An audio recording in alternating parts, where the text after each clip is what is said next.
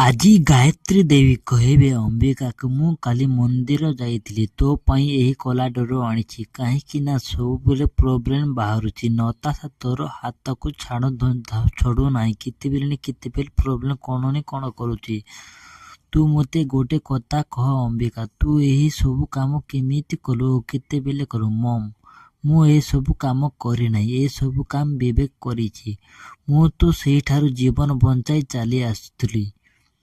Madam, ଆମକୁ ବିବେକ sir ପଠାଇଛନ୍ତି। ଯାହା ସବୁ କାମ ଅଛି ଆମକୁ କହିଦିଅନ୍ତୁ, ଆମେ ସବୁ କାମ କରିଦେବୁ।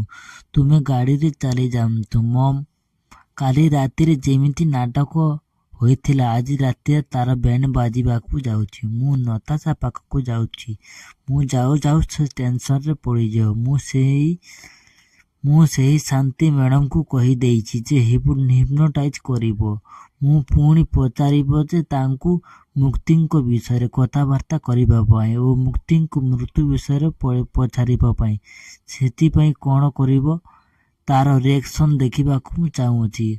ଆଣ୍ଟି, ମୋତେ ସବୁ ଲୋକ ମୋତେ ଫୋର୍ସ କଲେଣି। ଏହିସବୁ କାମ କରିବାକୁ ପଡ଼ିବ। ତୁମେ କେୟାରଫୁଲ୍ ରହିବ।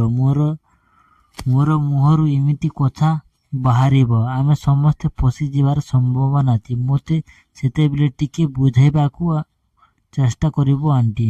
ମୁଁ ଆଉ ଜୟା ଅଛି। ତୋର କିଛି ହେବାକୁ ଦେବୁନାହିଁ। ତୁ ବିଲକୁଲ ଚିନ୍ତା କର ନାହିଁ। ନତାଶା, ତୁମେ ଏହି ପେଣ୍ଡମକୁ ଦେଖନ୍ତୁ। ପେଣ୍ଡମକୁ ଦେଖିଲା ପରେ ନତାଶା ବେହୋସ୍ ହୋଇଯିବେ। ଆଗକୁ କ'ଣ ହେବ ଷ୍ଟୋରି? ଆମକୁ ଭିଡ଼ିଓକୁ ଲାଇକ୍, ସେୟାର ଓ କମେଣ୍ଟ କରିବାକୁ ଭୁଲିବେ ନାହିଁ। ଏମିତି ଭିଡ଼ିଓ ଦେଖିବା ପାଇଁ ଆମ ଚ୍ୟାନେଲକୁ ସବସ୍କ୍ରାଇବ୍ କରିବାକୁ ରଖିଥାନ୍ତୁ। ଜୟ ଜଗନ୍ନାଥ।